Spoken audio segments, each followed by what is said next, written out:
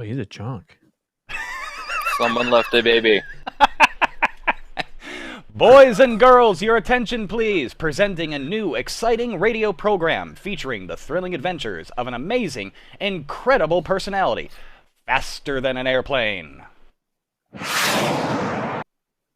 More powerful than a locomotive. Impervious to bullets. Up in the sky, look! It's a bird! It's plane. It's Superman! And now, Superman, a being no larger than any ordinary man, but possessed of powers and abilities never before realized on Earth, able to leap into the air at 1/8 of a mile in a single bound, hurdle a 20-story building with ease, race a high-powered bullet to its target, lift tremendous weights, and rend solid steel in his bare hands, as though it were paper. Superman, a strange visitor from a distant planet, champion to the oppressed, physical marvel extraordinary, who was sworn to devote his existence on Earth to helping those in need. As our story begins, we ask you to come devote his oh shoot, sorry, I lost my place. As our story begins, we ask you to come a far journey, a journey that takes us millions of miles from the Earth, where the planet Krypton burns like a green star in the heavens. Here, civilization is far advanced.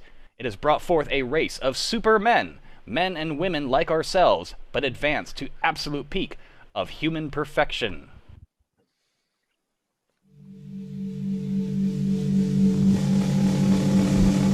As we near Krypton, we see high walls, gleaming terraces. We approach a magnificent temple of wisdom, and in there, a great hall. Jor-el, Krypton's foremost man of science, is about to address a meeting of the planet's governing council.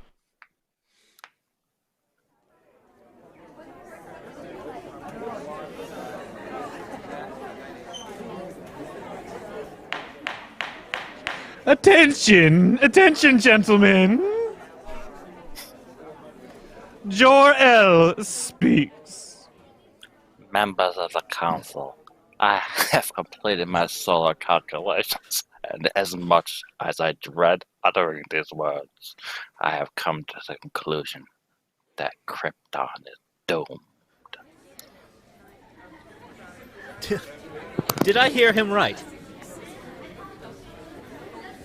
Gentlemen!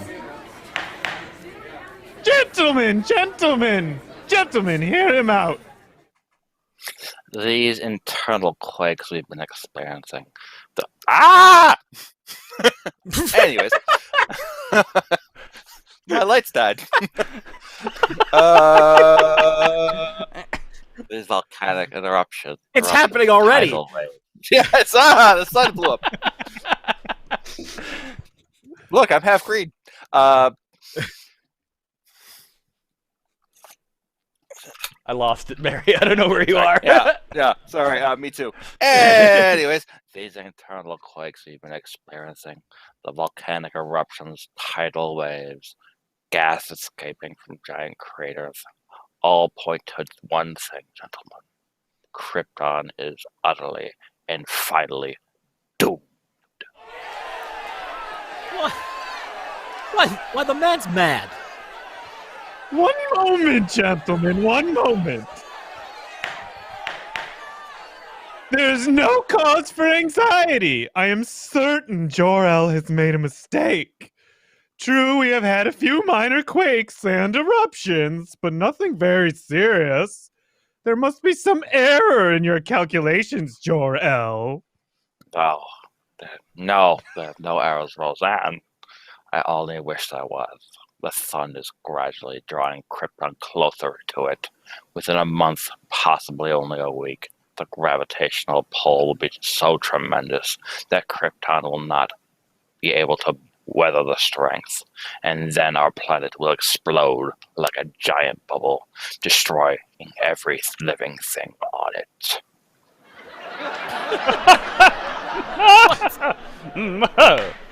Gentlemen, assuming for the moment, Jor-el, that what you say is true, how are we to avoid it? What can we do to stop it? There's only one way. As you all know, I have been working on a spaceship designed for interplanetary travel. With time an untitled effort, we might transport the entire population to Krypton to another world. Impossible! Where would we go? To the Earth? My studies show me that their atmosphere is very nearly similar to our own. You have been working too hard, Jor-el. You need a rest. Believe me, we have the utmost respect for knowledge and integrity, but this is carrying too far. Planets as large as Krypton do not explode, Jor-el.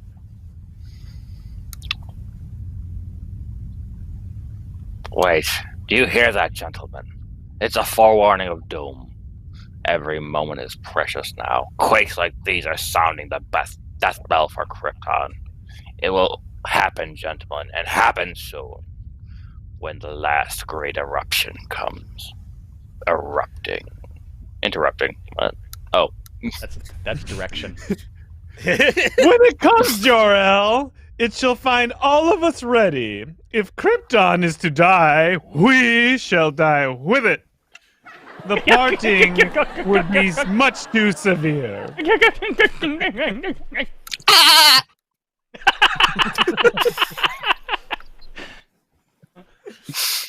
Very well. Laughed, if you will, Roseanne.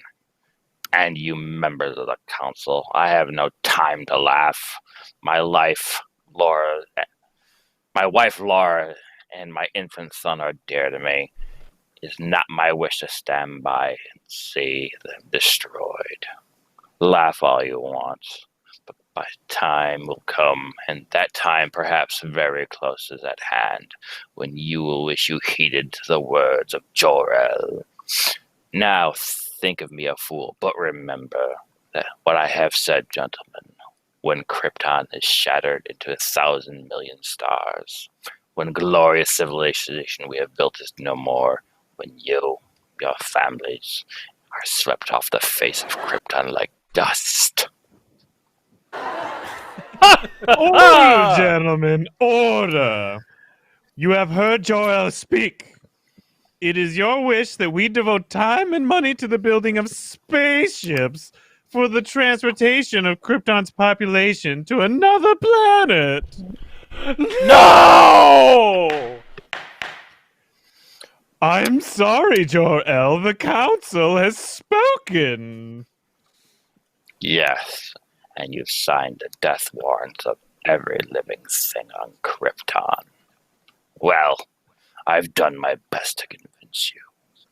Now all that remains is for me to proceed with my own means of salvation, my own spaceship, to save the lives of those near and dear to me. As for the rest of you, may gods have mercy on your souls.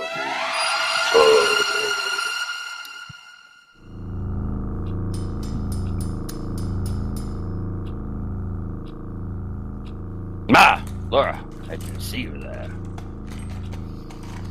I came out to take the air on the terrace. It's been terribly hot all day. Is that because we're being drawn to the sun, jor-el?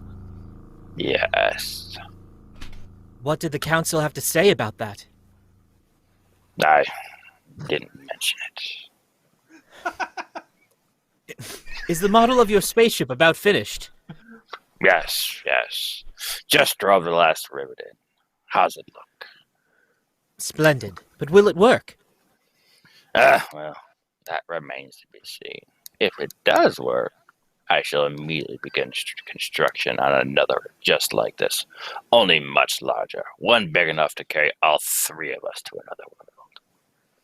Jor-el, when will that be? Every moment that we spend waiting and wondering. Then why are you talking to me, woman? Yes, I know. Laura, it's been hard on all of us, and particularly hard on you. How is the boy? Sleeping, Jor-el. That quake this afternoon frightened him, but he's all right now.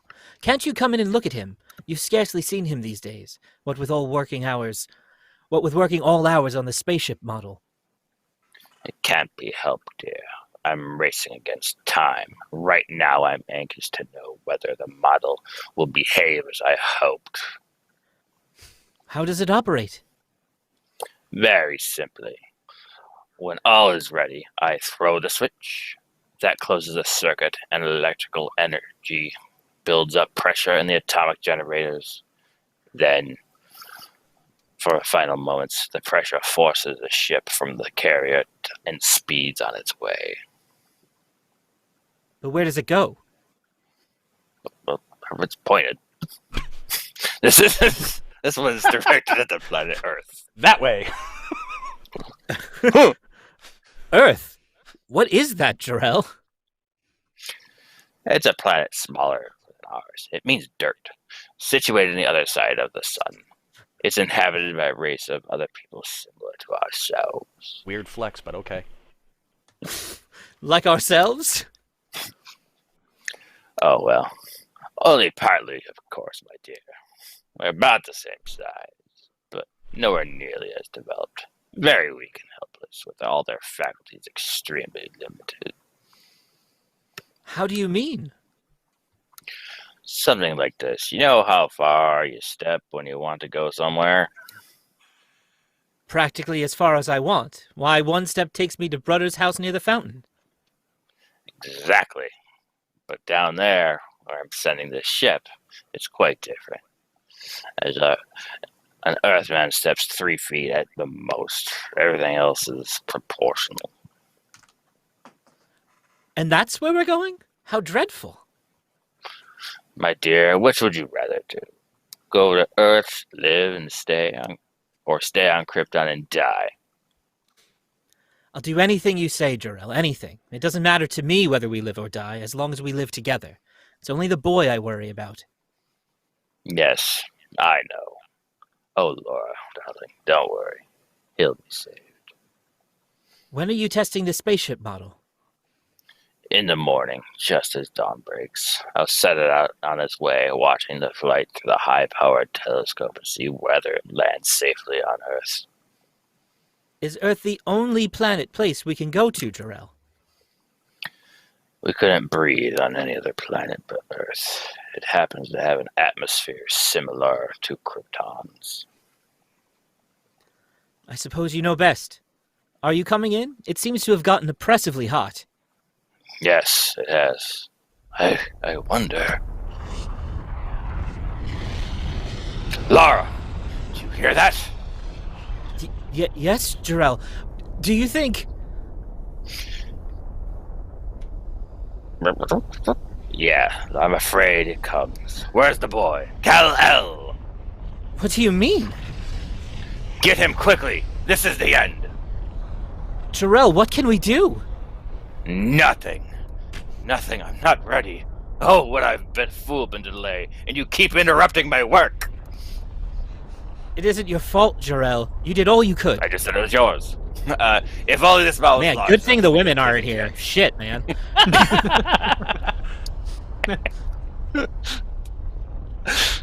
Let's do a pickup with Lara and jor-el. Will it carry us safely? Jor-el, will it carry one of us safely to Earth? Where can I say? Oh, I think so. But Laura, where are you going? Stay here with me. I'm getting kal-el. If one of us can be saved, jor-el, it should be the boy. No, Laura, come back. If one of us go, it should be you. Laura, I said come back.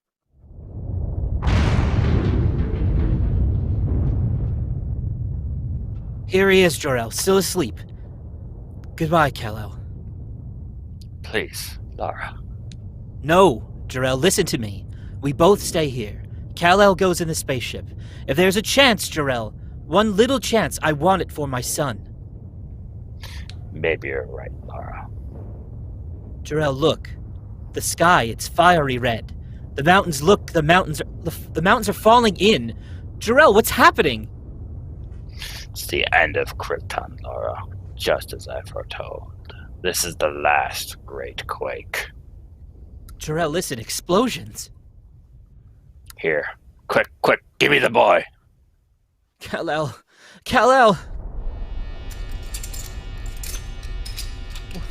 What are you doing, jor-el? Opening the door and putting him inside. Jor-el, the house, it's swaying! It's breaking apart! There, he's safe inside now. For the switch, Laura. Stand back! Oh, Jor-el, will he reach the Earth? Only gods know. But if there's a chance, the only chance. Stand back, Laura. I'm going to throw the switch. Jor-el, it's getting dark. I can't see what happened. Fire. Smoke from the center of our planet. There's not much time now. Hold me, Jor-el. Has the spaceship gone? No, not yet. Waiting for the pressure. We may have been too late. If it doesn't work up soon... Wait! Laura, it's off. It's on its way. Jor-el, where are you? Here, beside you, Laura. Listen, you can hear me. Our boy kal-el, our son, Laura. He's on his way. On his way to Earth. Kal-el! Kal-el! So, the tiny rocket ship soars into the uncharted heavens as the mighty planet Krypton explodes into a million glowing fragments, glittering stars to remain in the night sky forever. Jor-el and Laura, devoted parents of the tiny boy, perish in the giant quake that destroys Krypton. But what of the rocket? Does it reach the Earth? Does it make it all the far-flung darkness of space? Remember, don't miss the next installment of Superman! Up in the sky, look! He's a giant bird! It's a plan! Superman! Superman is a copyrighted feature appearing in Action Comics magazine. Hey, that Hooray. went pretty good. Not bad. Yeah.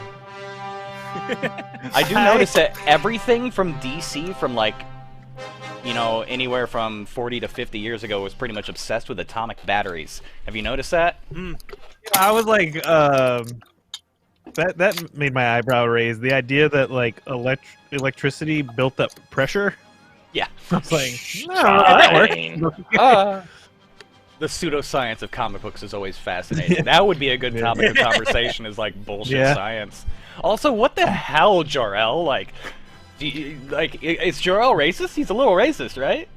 Well, He's at least misogynist. me think jor-el's a little racist. Well, it's his planet, and it's a fine planet. He'll live. It's great, but they're small. Everybody's small. I The think kids will they be can fine. only I just walk want to make 3 sure feet. that they're small. You know? And then, I also, when it came down to it, do you think it kind of felt like he was just trying to get rid of his wife? Yeah. Yeah, Like, it kind of like, this this was is all an definitely elaborate written in ruse the just to 40s. get her off planet so he can have a boys' weekend. I laughed. That was the thing I laughed really hard at, was when, did you talk to the council about the problem with the whole planet? No, I didn't mention it. She didn't. She's like, yeah, okay, it's What the fine. I don't know why you would. You're only our head scientist. Also, like, he did, didn't he? He just like Yeah, straight and he up did. lied to her That for was no the whole- reason. That was the whole meeting. He lied to her for no reason. Well, he Yeah. he always lies to her. There's lots of different iterations of the origin, but in pretty much every single one, he pulls a fast one in some fashion. Everything from tricking the council to tricking his wife. So, again, that's another. It's an origin story that's done to death, but it's, you know, it's classic, and it felt appropriate picking this one this week. So I'm glad you suggested it, Dan, after the passing of Richard Donner. Oh yeah. So this ended up being more timely than I had really anticipated. Cool. Do we have any viewers? No. We got Katie. Hi, Katie. Hi, Katie. Who Listen to sits- the podcast, everyone. Yeah, we do.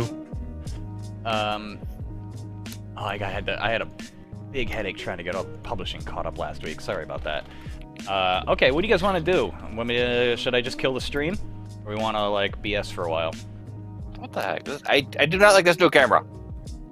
Keeps trying to autofocus on your... It does. Not you. Right? That's weird. I mean, you can keep it going. We can talk about what we're starting to talk about. This is the current, the state of, you know, superhero stuff going on right now in visual medium. Goodbye, me. I was gonna say that I really like the Superman the Animated Series version of this whole origin. It's like a Me 2-episode arc. I think they did a good job. I thought it was really well written and put together because that was the one where Brainiac ends up being the catalyst. So it isn't just like Krypton is doomed. Just bad, yeah. Krypton was sabotaged. Oh. Yeah. And that gave a reason for Brainiac to have a closer tie into, Superman's backstory. And I thought that was done really well. Also, now after reading and performing this version of it, even in the 90s, they did a much better job of treating Lara with a semblance of respect. Yeah. Yeah. A definite product of its time, as it were. Acknowledge it, learn from it. Hey, has anyone been watching Superman and Lois? I have not. What is that? Yo, that show I watched the first is episode. tight. That is a great show, and that's after I got super sick of the Berlantiverse. It's fantastic. It's the guy from that movie. You know what I mean? That's helpful. It's the guy who the girl for the last couple of years. He's the groom in Palm Springs, right? I don't know what that is. No idea. It's a spin-off of the Berlantiverse, so it's like the same characters, because this Taylor guy, he started playing Superman on the Supergirl show, but it is just really, really well written, and she is my favorite Lois Lane. I'm putting it out there right now. Lauren and sucks. I watched the first episode, Oof. like the 1 hour special that they had, and we wound up just like not continuing with it. We liked it enough, we just never found the time to continue. But I really recommend it. It's a cool premise. It's written really well. Is the best part about it. Is it's got these. He's got 2 kids. Superman has 2 kids now, and like they could easily have passed him off as like the jock and the goth. And like, they hate each other, and it's not that at all. It's extraordinarily like realistic, really well-rounded. There's conflict, but at the end of the day, there's still family, and like even the kids understand the point of sacrifice, as they don't even know that their dad's Superman when the thing starts. They have to learn it as the show goes on. It's super good. I can't recommend it enough. It's probably my favorite scripted superhero thing happening right now. I think as far as the DC stuff that I've seen recently is that I liked Doom Patrol quite a bit, what I watched of that. More so than I liked almost any other DC thing I've watched in I don't remember how long. Yeah. Maybe since like The Dark Knight. I love Doom Patrol. That was awesome. I haven't watched Titans. Go ahead. The last DC thing I watched was Harley Quinn. That's good too. Nice. Ron Funch is the smartest casting decision in the history of DC. Yeah. Kind of wish he was doing the voice in the movie coming out here soon. I'm kind of excited to hear Stallone though. Say lovey. Yeah. Oh wait, Fox, excuse me. Did you say Stallone's playing King Shark? Yeah. You didn't know that? You know that? I didn't know that. That's awesome. And Yeah, I'm shocked by you. I think it's also a pretty good casting King idea. Shark is a shark.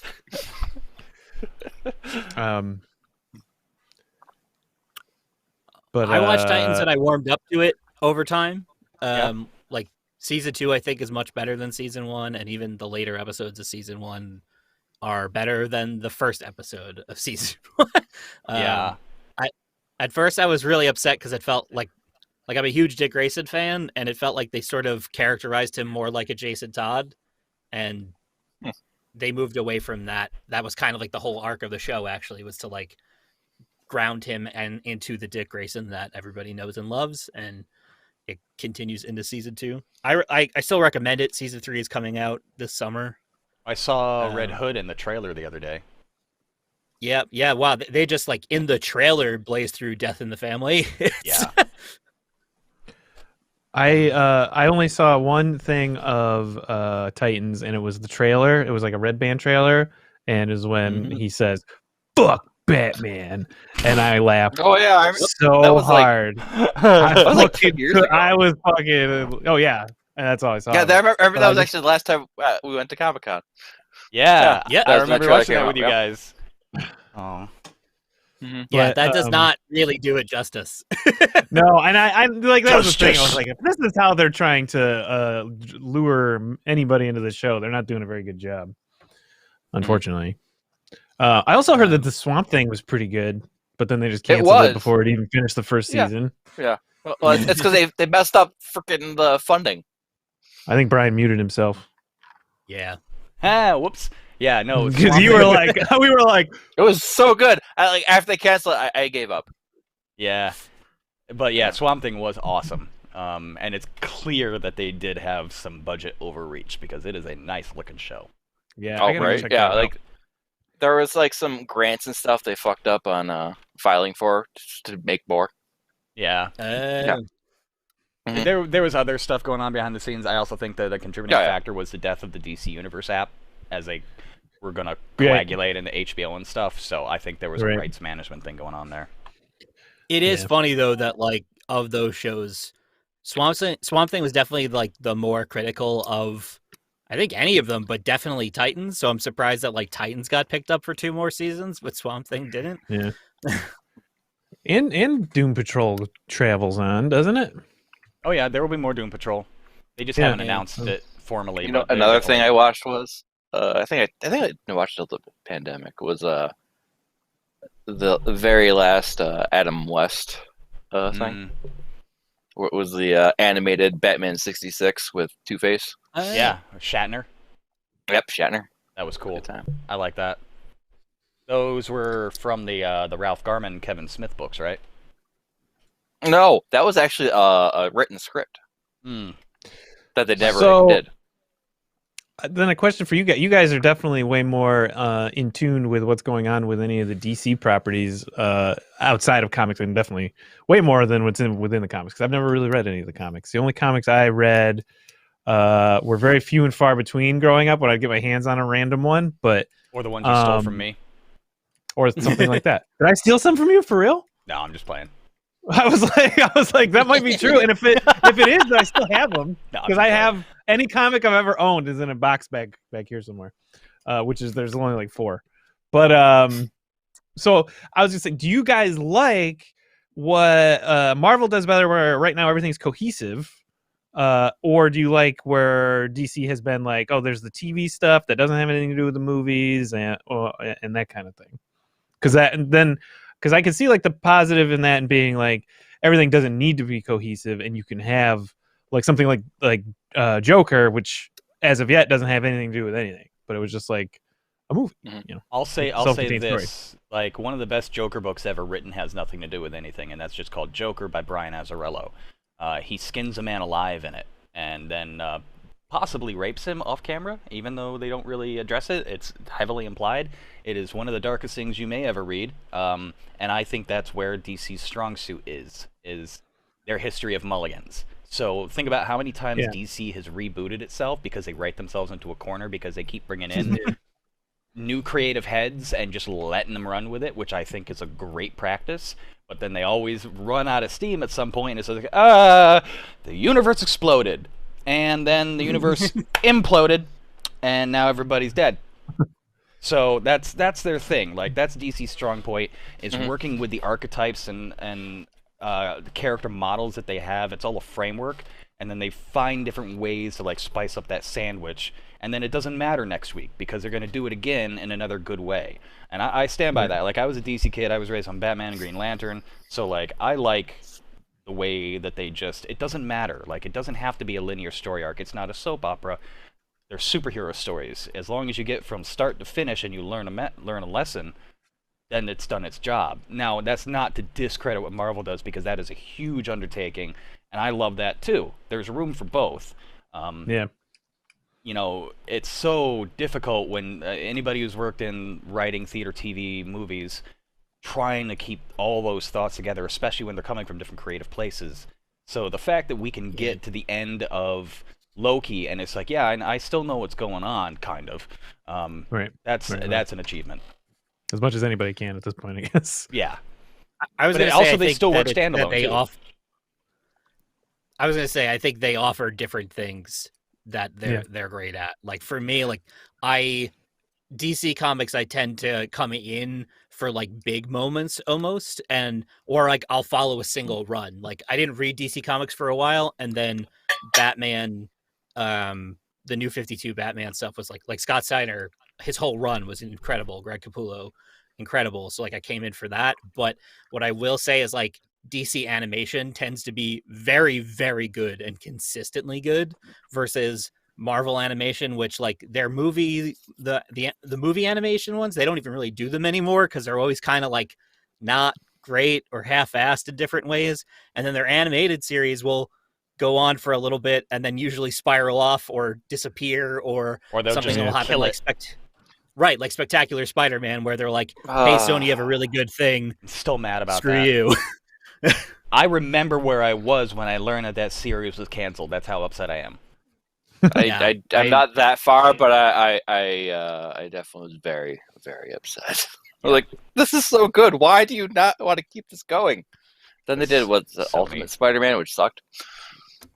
Yeah, the current Spider-Man, like Marvel Spider-Man, is much better than Ultimate. But it's a style that's sort of like they kind of did what IDW did with Ninja Turtles, where they take aspects of everything and amalgamate it into one new timeline. So there's some things that are familiar, but some things that are different. Like, they instead of doing like a multiversal thing, they just have a bunch of people be different Spider-Men or women or whatever, and they're all contemporaries. So it's cool. It's different. I mean, that's one of the best parts of our generation's media consumption, is that everything has had multiple passes at this point. You can always find your favorite version. Like, Dan, you and I love our Ninja Turtles. We both love the 90s movie. Couldn't have cared less about the rise of the Teenage Mutant Ninja Turtles, but I'm really glad that my friends' kids are getting into it. Like, yeah, you know, and then we get the luxury of letting that stuff get cherry-picked and nostalgia bombed until we are both all in our own graves. I think they're doing that even with like the next Sonic the Hedgehog cartoon that's coming out. I saw it's like a multiverse thing. The next Transformers series. Yeah, that too.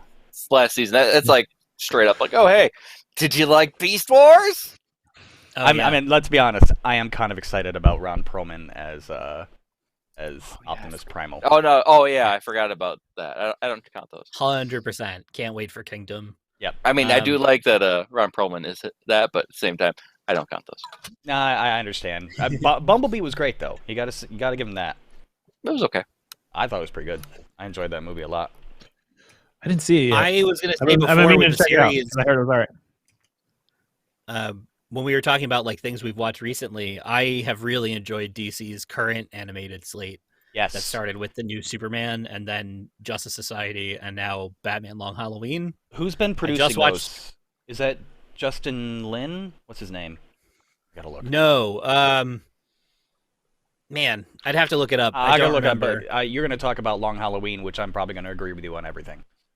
I watched it last night, and I cannot wait for part 2 to come out. It is really good. Like it feels like they did hear what should have happened with Killing Joke. Yeah. But sorry. No, go for it. I was just gonna say I made Katie watch Killing Joke and the other week, and you know, it's an awesome story. After that, skipped the first 20 minutes, right? Yeah. The only reason they did that was to pad it out so they could put it in theaters. That's blatantly obvious. It's a shame. Oh yeah. But I just don't count it, and I can watch that movie and still love it because they did a really good job with the rest of it. But yeah, Long Halloween, really love the art style in it for one. Some more really excellent casting. Like, this feels like it should have been live action. I gotta say, like, I like the animation of the new slate. I watched was it Dark Side War or whatever, Justice League Dark Apocalypse War before I watched the new ones, and I was not a fan of that at all. That like faux anime, Western anime style.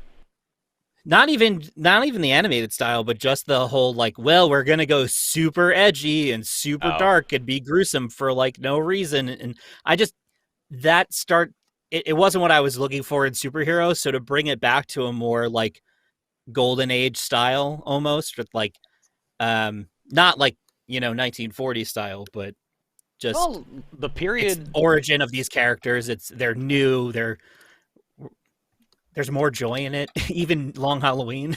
Well, Long Halloween blatantly borrows from the animated series, which borrows from the Tim Burton, which is based in that 1930s kind of pseudo-futuristic Art Deco style. And you could tell by some of the cars that show up in there, like they look like old Studebakers. So I like that. That works so well for Batman and noir in general. Like, just don't ever. It's timeless. Don't ever change it. Don't put Batman. And it's cool to. Well, I want to say don't put Batman in the future, but that worked out really well actually. So never mind. True. It's cool to see that and know that the Metropolis we saw in Superman Man of Tomorrow are like the same world. Mm-hmm. And just how different visually the two are, and yet they still feel like, oh yeah, this is the same time period. It's just that Gotham is awful. Well, I mean, look at what happened with the old Timverse when they went from Batman the Animated Series to the New Adventures of Batman. They changed the art style, but they still borrowed and kept a lot of that same sentiment so that it would kind of match up with the new art coming in from the Superman, like pseudo Art Deco kind of thing versus the I always like that style. It works so well. It's very dramatic and boisterous. I kind of actually hated when they switched over from the oh my god, why is blanking on his name? Bruce Timm, thank you. Yeah. Bruce Timm's to the Superman. I fucking hated it. I know a lot of people really didn't like it, and let's be honest, the art style of the original Batman the Animated Series was that. It was pure art. It was gorgeous. It was stunning. gorgeous. It was done on freaking black. Yeah. And they kept that practice through when they changed the art style, but I get what you're saying. But for the sake of consistency and the longevity, and I get it. But hey, they picked the wrong horse. I understand, and it would have arguably been better if they were to just keep animating the new shows in that style. But I don't think that is a workload that they could maintain, because that was an intensive, like the amount of work they put into those shows with the orchestra and like the voice acting. That was a massive undertaking. I kind of understand why they wanted to simplify it a little bit. I mean, essentially, when they did that, it's like when you said, "I want ice cream." We've got ice cream at home. It's yogurt. Yeah. I may have been mistaken. I thought Bruce Timm and Paul Dini were throughout that whole thing. Like they were. Didn't they also do animated? Oh, they were. Superman. I'm just saying. I'm saying like from I forgot the name. Batman the Animated Series. From when it got merged in with the Superman stuff. It got like the art style changed so heavily. The art style changed, like going from like we'll say like a high school level drawing to an elementary school level drawing. Mm-hmm. I totally understand and appreciate, and to an extent agree with that argument. I just wasn't that mad because the show kept being really good. So I didn't really care at that point. I mean that fourth season is where we got. It was on WB like, and there was something better on Fox. Sorry. Yeah. You're not wrong. But we did get the Tales from the Dark Knight episode out of that, where the art style was really helpful because they had to keep changing the genre in the episode. That's the one where the kids like reminisce about the urban legends of Batman. So one of them gives an excuse to flash back and show it as if it was the 1960s Adam West campy Batman with Joker running around in a giant like trumpet car or something like that. Or the Maestro, whoever it was the villain. And then we got the straight up the first animated version of The Dark Knight Returns because of that episode. Oh yeah. And that art style worked really well for that, actually. So I'm not saying it was bad. I just felt it was like cheap. It was like, oh hey, look, I got this off Wish. That's a really good actual equivalent. Yeah. Did anybody watch Sweet Tooth? No. I started it and it seemed interesting, but didn't. I think I through the first episode. As with most things, it takes a minute to get a little steam. So by is this show about a crazy ice cream truck driver? If not, I'm out. I was hoping. Like, I'm sorry, you said Sweet Tooth, and it's not about an ice cream truck that turns into a robot that shoots missiles. I'm out. Yeah. But I would recommend that show. It's heavy, like it's real, soul-crushing stuff. Is there a problem with Earth's gravitational pull in the future? Keep saying heavy. If you want something they're completely the opposite, they're fine people. They're just small. If you Five want something people the on both complete sides. opposite, April and I have been watching DC Super Friends or like DC Supergirls or something like that. I forgot if that's the real title. Yeah. But it's like it's adorable first of all, and it does away with like all canon to have its own like really crazy frantic kind of thing, and in a lot of like DC in a weird ways. nutshell. Like they make some weird flexes that wind up being really funny as the series goes on. Like Superman is a total dick. I mean, Is he played by John I've seen the Hamm? boys. Because he should be played by John Hamm. No, he's not. But he is like, there's this rivalry between him and Supergirl, and they both kind of hate each other, and everybody pays attention to Superman. Like, oh man, he's amazing. And she's like, I'm actually doing this stuff. He's not doing anything. What the hell? Where is that? That sounds kind of fun. It's on, I think it's Cartoon Network. Yeah. Oh, okay. We're watching it through YouTube TV right now, but Gotcha. it's pretty cool. It's got Bumblebee, Barbara Gordon, Batgirl, Supergirl, Zatanna, Wonder Woman, and Jessica Cruz Green Lantern as the main cast. We need to see more Cruz Green Lantern happening, because she showed up in, what was it, Justice League and the Fatal Five, or what was it called? It was like a spiritual sequel successor to, like, same art style. It kind of felt like it was like a 8 years later epilogue kind of thing for the original Justice League Unlimited cartoon series, which is a masterpiece, by the way. Yeah, it's just, if I didn't see that coming, because every other one, even when the art style looks similar, it throws out the continuity, but this was legitimately a continuation of that series, and Cruz is in that, right? Or am I brain farting? Because that was a while ago. Yeah, she's like the main character, like the main new character. And between her and was it Starlad? They have it like brushes on like mental health issues, which I thought was really fascinating. Yeah, worked really well. That was good.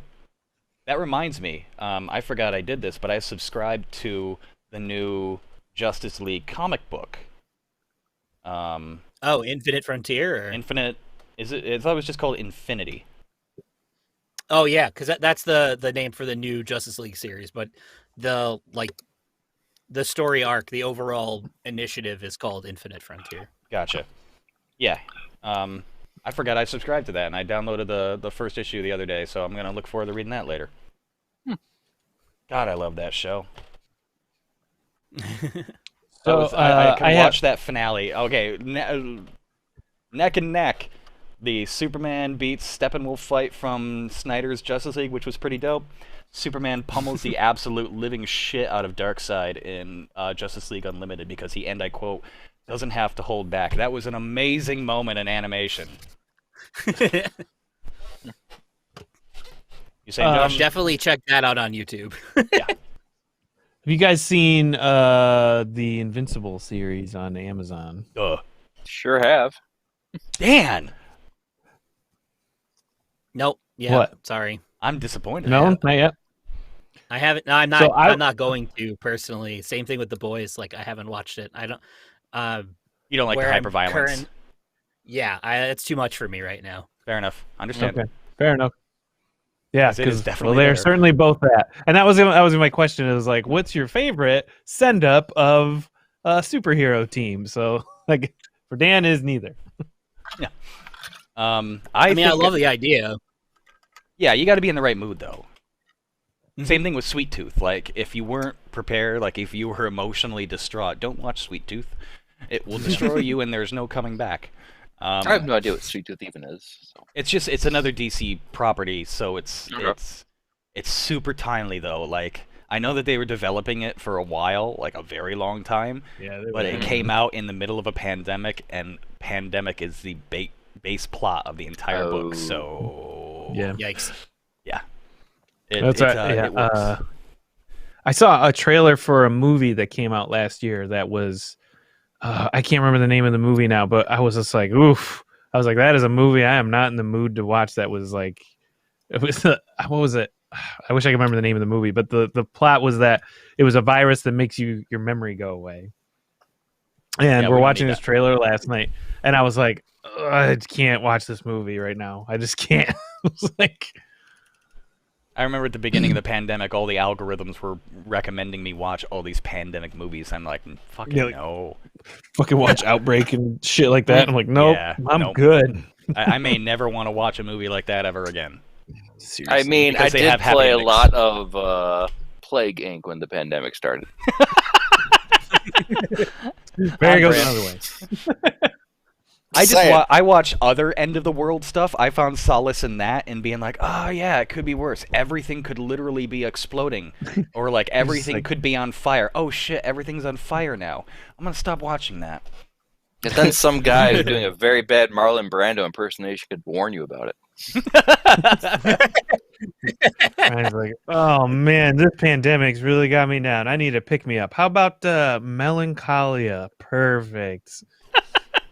Except I would never listen to Smashing Pumpkins. No, not that. What are you talking about? I will say keep a lookout for the return of the new War of the Worlds series. Has anyone watched that? No, I know it's not comics, but it's if we're on the end of the world subject, it's on Epix. The first season was fucking intense, and I really like that show, so recommending that. Cool. What What is your favorite send-up team? I think I liked Invincible more, as far as like what's going on recently. And because Invincible, despite being the one that's animated, it's like a way more serious show than The Boys is. The Boys is like far more played for laughs than the violence a lot of the time, I think. Yeah. Some of it not so much, but plenty of it is. Oh. Versus like Invincible, when the violence goes down, it's usually like it's, you kind of like Hard to watch.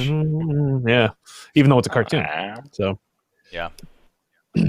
I mean, they're so different. They really shouldn't be compared to each other. no, not really. And, Yeah. and really the only reason I would Justice compare League them. and Invincible didn't last very long. Just saying. No, they sure don't. The boys, they're still around. Just saying. Yeah, That's true. I mean, we know we're getting more of both of those series too, so I'm looking forward to that. After I watched Invincible, I looked into it, like the comic side of it. I'm like, huh, Different. it is, but at the same time, not really. I mean, he still have the same Like- showrunner at the head, but he himself, like, It's just been rearranged so much. It's like, yeah. okay, Well, they're trying to play the long ball for it, and that series Well- is over, so there is an end game to it. yeah, I know, but it's just like, huh, it's weird they put that there as opposed to then. You know, I mean, he said he wrote that book 10, 15 so years ago, and he's just like, if I wrote it now, it would have been a different experience. So makes sense. it's true. I mean, hey, it's fine. It's like, oh, like this. that show's also really some top quality voice talent on that show too, for sure. Yo, It's you know true. who surprised me was Gillian Jacobs. She really she kind of stole the show for me. I thought she was just excellent as Adam Eve. Yeah, I was gonna say like, basically I everybody. on didn't that even show. realize it was her. Well, yeah. Okay. Obviously, J.K. Simmons is always a win. Oh yeah, He's Think, like- Mark. and he's fucking scary at the last couple scenes. Have you ever seen Have you ever seen Whiplash? Yes, I absolutely have, and that is awesome. If you want to see something really funny, someone took the dialogue of J.K. Simmons from Whiplash and applied it to his character from Korra. Dude, it's scarier. It's I so think- funny. It is hilarious. they did another thing with Cave Johnson and was it Korra? They did Cave Johnson. I mean, that makes the most in sense. Cave because he's Johnson Omni-Man, and too. Invincible. Character. Yeah. Cave Johnson and Invincible. He's such a whole Yeah. character in Korra. Cave Just seeing Johnson him is my drop some favorite J.K. F-bombs in Simmons. that animation is amazing. Yeah. All right. It's his lemon rant. I'll have to check that out later. Yeah, they lemon ranted out, man, and it worked. It's somehow scarier. It works. It's amazing. Amazing. Okay. great. I want to let you guys go soon, but I want to go around the horn and favorite superhero movie moment in history. Oh man. Okay.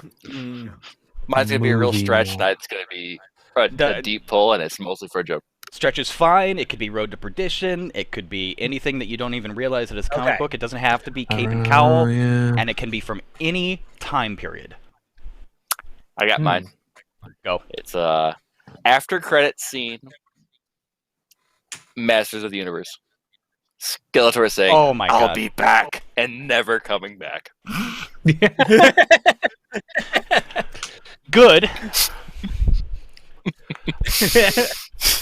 I'm having trouble pulling anything that's like super interesting, but I will say that I really liked in and it's pretty recent is when fucking Thor gets Stormbreaker in Infinity War, like when he's basically dead on the ground and then he makes the handle out of his arm and all this stuff.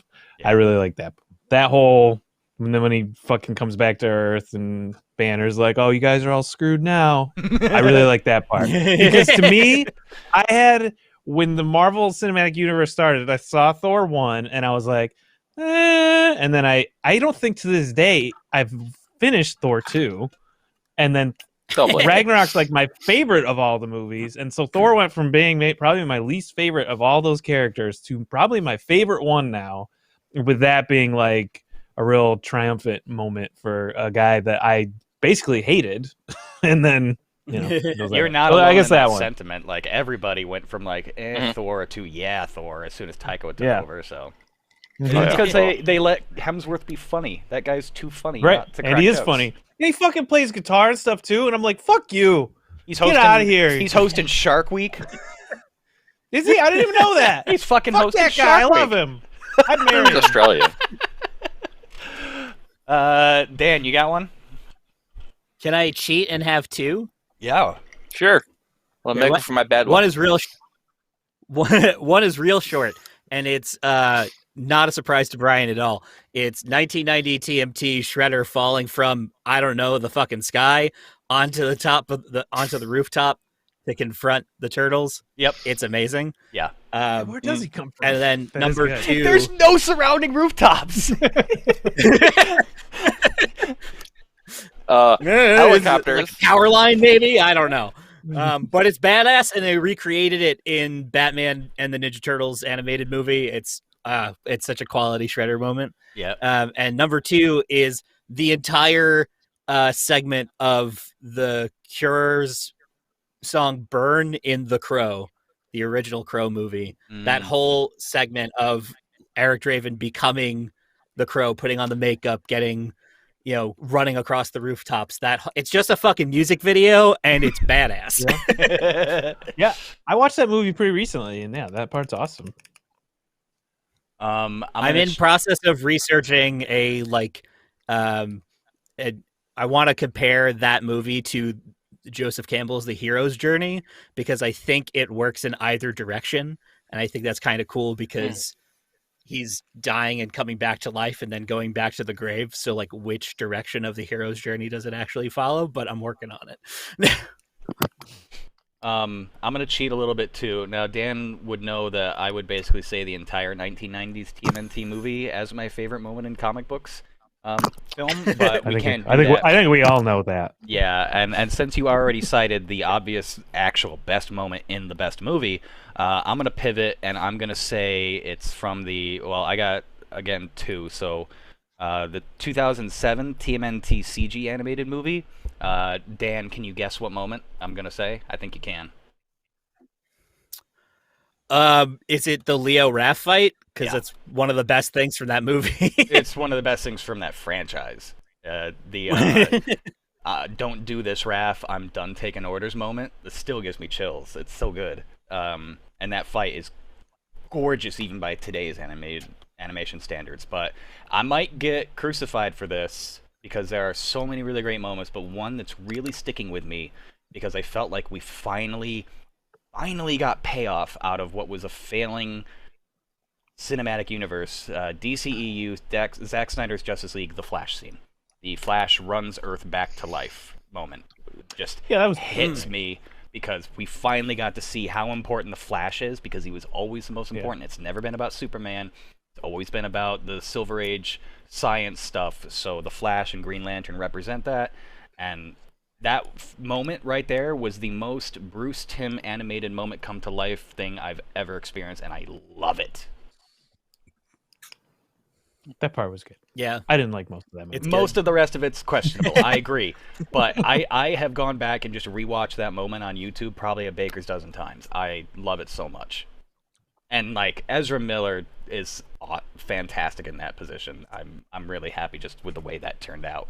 It's a shame. It's a diamond in the rough, but it's still a really nice diamond. I mean, like, I watched the whole thing and I thought, like, it was all right. It wasn't great by any stretch of the imagination, but, like, when it was a really low bar to be better than the original version of it, and when you have millions of dollars in 4 hours, it better be better. Yeah. I mean, at least when I got to the end of Justice League, I threw out with the Snyderverse kind of stuff, and yeah, I will say the Snyder cut is infinitely better and arguably an actual pretty good superhero movie if you have the patience for it, or better yet, break it up into more consumable pockets, which it's designed to do. Is it perfect? No. Is it one of the best? No. But was I really happy that they went back and gave me the damn Justice League that was at least what we deserved? Yeah, because now it kind of makes sense. Yeah, and Cyborg, like, is actually in the movie. Awesome in it, too.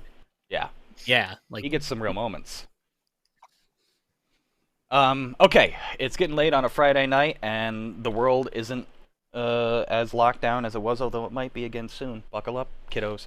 I wanted to share one fantastic piece of COVID, internet. Electric Boogaloo. Yeah. Oh, God. Really fucking happening. COVID 2022. I want to share a moment of superhero. Hopefully everyone knows what this is about, but I will say goodbye. Thanks to nobody who watched, and hopefully you guys can recall this gem. Thanks for listening to the podcast in the future.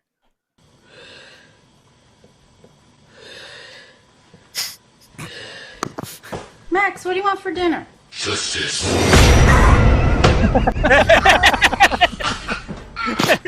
Yay. With a side order of spaghetti. Where is he? Where is he? Where is he? Where is he?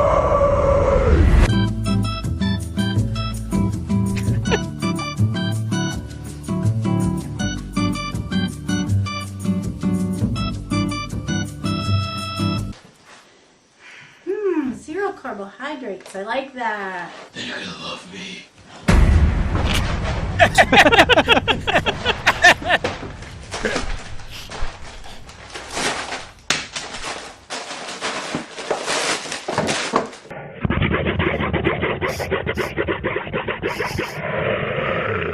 Max, your friend's here and he has a costume that might match yours. Why so serious? Hi, Max. What do you want, Gilbert? What do you want, Gilbert? What do you want, Gilbert?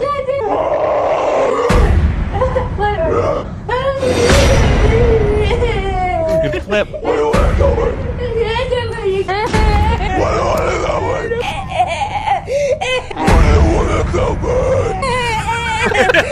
What do you want, Gilbert?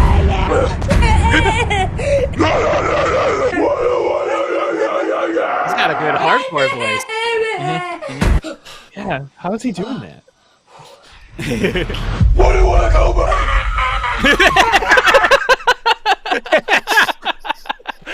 All right, everybody have a fantastic weekend. Thanks, guys. We'll see you next time. See ya. See you next time.